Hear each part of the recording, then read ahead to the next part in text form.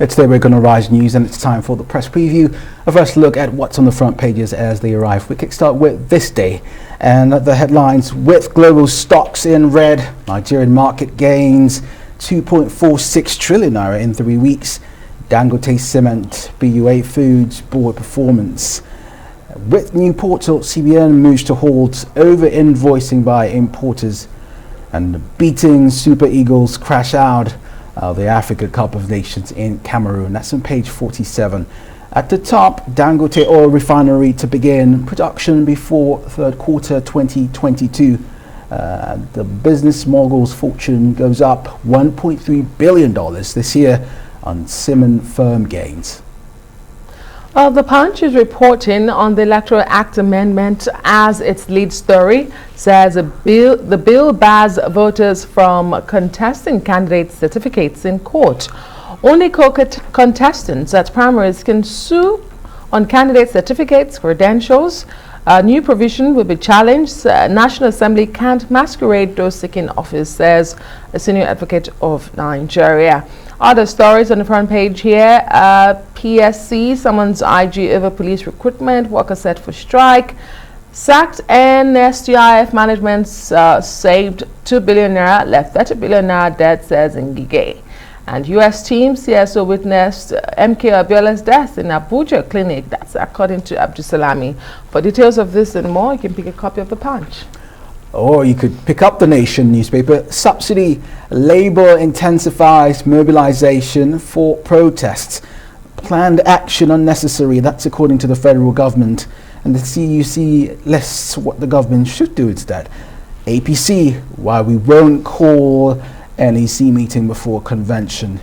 And conflicting rulings, the Nigerian Bar Association yet to take action on lawyers. And this one's here saying no assets underpriced. That's according to the Asset Management Company of Nigeria.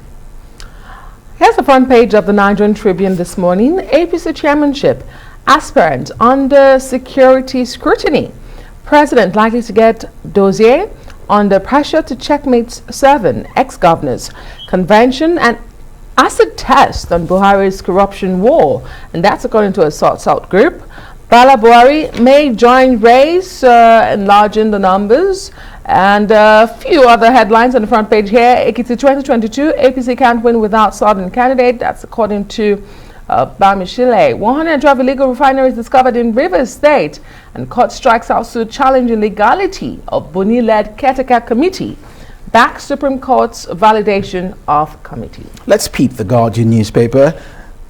Economists stock market weighed on monetary tools as MPC meets. And Ipman fought NLC's planned protest against subsidy removal. We didn't kill Abiola, Abdusalami clarifies. That's on page 3. And gunmen kill 4 miners in Plateau State. Pay your $3.4 billion fine. Bonga oil spill victims tell Shell Corporation. Let's take a look at the foreign papers, shall we? Front page of the Metro. It leads on Russia and Ukraine tensions, quoting the Ukrainian ambassador to the UK saying they will fight to the death if Russia invades. I've got the Financial Times here. Unilever faces pressure on new fund as US activist build stake. Well, the Times is also reporting on the tension along the Ukrainian-Russian border. Fears mount. Russia will weaponize gas supplies. The Independent now. Man branded Putin's stooge speaks out. That's this picture on the page. But in the UK, number 10 officials hold back information from inquiry. Sources claim they've been frightened into silence over Partygate. Let's bring in Emmanuel Bello for the press reviews this morning. Emmanuel, great to see you this Monday.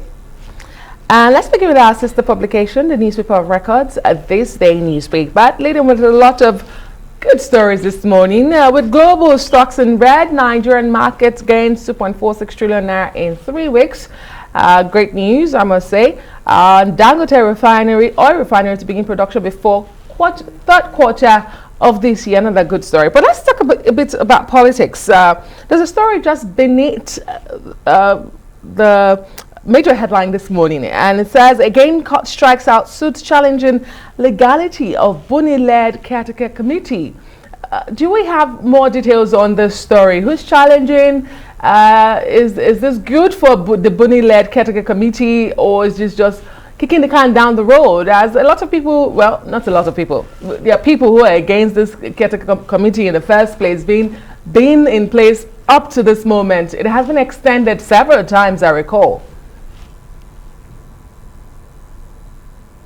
Well, good morning, Adeswa. Welcome back from the weekend.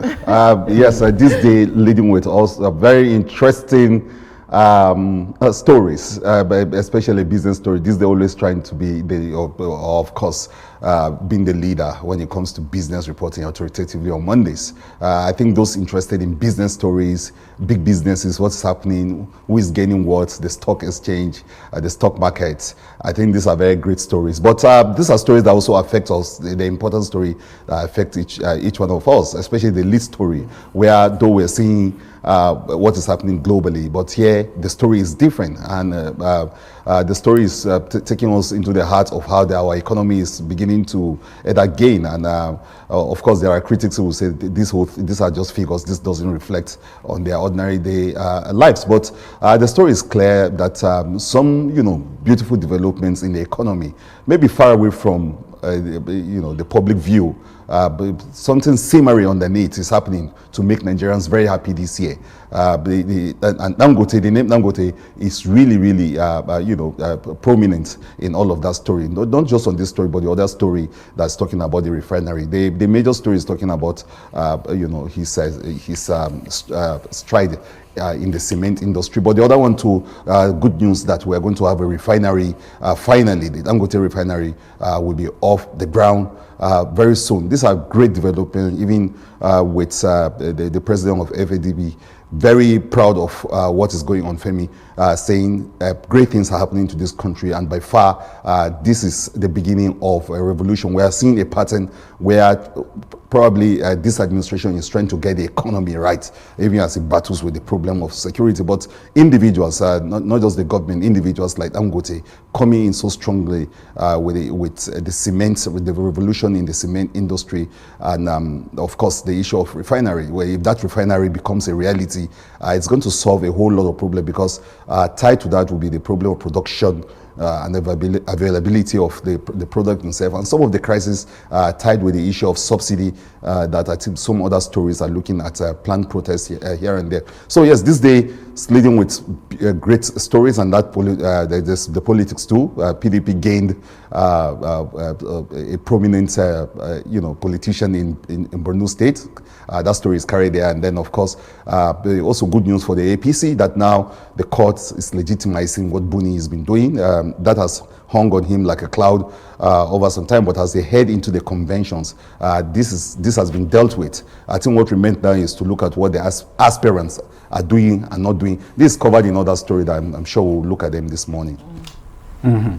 Now, while we look forward to that refinery in the Lagos area, earlier the National Economic Council, chaired by the Vice President, recommended an increase of pump price of petrol from 162.5 naira to 302 naira per litre, but it's not happening yet. But on Thursday, the NLC is determined to embark on probably the mother or father of protests in the country, and the federal government is asking, you need to calm down. What should we do, Emmanuel? Do we buckle up and get ready for Thursday? Yeah, I think we should all get ready for Thursday, but we should also look at the story, deeper than now, and look at both sides of the story. Ipman saying, look, it doesn't even make sense that, the landing cost of these products are of this price, that it's not good business sense that government retains the subsidy. That's the argument of almost all economists around this subject. You can't find any one economist who actually have a good word for the subsidy, but not Labour that thinks it's on the side of the masses and thinking of the sovereign. And last week we saw very important people weighing on the issue of increase of the price of petroleum. That look, this is just going to deepen the crisis. This is just going to deepen the suffering in the land. And not many people, including myself, are really looking forward to it, to when we are going to be buying petrol at those prices. We are really reeling under a whole lot of things right now, and to think of some increases, the last thing on anybody's mind. But like I said, so many people who are not fans of the subsidy would also tell you that no one was gaining. A few people were actually just cutting away these monies. They were not translated into anything tangible, and that if you take away these monies, you can actually channel them to better causes. That's what government keep saying. Now Ipman seem to be backing government on that and saying, look, we don't need these subsidies. But Labour gearing up, like we were reporting, for the mother or father of all protests around the 36 states and a mega rally here in Abuja. So I can assure you that a lot of Nigerians will probably be on the part of NLC to say, look, you can't talk about increment. Some people can't even contemplate it, and all the other crises associated with increase in petroleum. But the good news is that from, like we said, Dangote is talking about refinery that will come on strong on board. The NNPC seems to be improving its tactics and its strategies to ensure that better money, better yields from petroleum is hitting the right places around the country. Those are the sort of thing that government keep throwing at the people, but the masses keep saying that, look, an increase at this point in time, coming out of COVID and all of that, will be such a disaster. Perhaps we should not just get ready for Thursday alone, but the entire year. Emmanuel, let's look at the Nigerian Tribune. It's leading on the APC chairmanship and says aspirants are under security scrutiny. Is this unusual? As the paper is also reporting that the president is likely to get dossier of the aspirants, and he's under pressure to checkmate serving in ex-governors. We also hear that a former Minister of State for Solid Mineral Development, Bala Buhari, is joining the race. The more the merrier? Sorry, this one I can see you, but I can't hear what you're saying. Okay, so I was just asking you about the Nigerian Tribune news story. Can you hear me? Emmanuel, can you hear me? Okay, we seem to have a connection problem with Emmanuel Biladis. We'll try to fix that and see if we can quickly reconnect with him. Yeah, it's interesting. Yeah. I wonder though, is the president supposed to vet candidates who want to run for presidency? What's his responsibility in that? That's supposed to be the job of the party, and then when the party decides what candidate is fit to run for an office, then they decide. Why is the president receiving dossiers on candidates who want to be president? I mean, when you consider that the president is perhaps number one party member as the president from that political party, some would say he's, holding the position that can take a look at that, especially with the party being in crisis. You recall that the highest organ making body of the party at this moment resides largely in the governors, as the caretaker committee has become very controversial. We just got another court ruling, someone challenging the legality of this caretaker committee that has been put in place and extended more than once. Its tenure has been extended. So the president has had to wade into this controversial issues for the APC, and perhaps that is why, unfortunately or fortunately, he has now had to take that position to be vetting candidates and looking at dossiers. But again, is this an unusual practice in the kind of politics that we run in Nigeria? I'm not so certain. Emmanuel, do we have you back for a quick comment?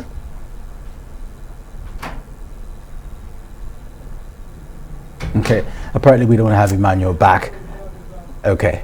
Emmanuel? No, I can hear you. Okay, very quickly. I mean, I can hear you. The Nigerian Tribune, great. Yeah. The Nigerian Tribune is reporting that President Muhammadu Buhari will be receiving dossiers of the aspirants for the chairmanship for his party. Is that an unusual thing? And I said the race is getting wider. Is it the more the merrier? Well, the more the merrier, yes, and it's not unusual to do those security checks on the aspirants. You need to know who is going to lead the biggest party. But as I say, they have 40 million members. So it's and this is the party to watch and the party to beat. So it's not unusual for the president to want to, for those security checks to happen. And yes, there are more. We have close to 3 former governors. It's going to be a tight race. Already there are issues of consensus being discussed in some cycle. But by and large, it's a very interesting development. And every day now, I think we need to focus on this story and follow it and see where the needle is shifting, who is doing what, who is talking to who, what alliances are being formed, who is meeting who. This we tax on the political reporter to get to the back of the story and do background checks on them, of their own on these people, fact check what they're saying, and to see some of the serious moves that will be happening between now and the 27th of February. Very well, Emmanuel. We wait to see how this all pans out. Thank you so much for joining us on the press preview this morning.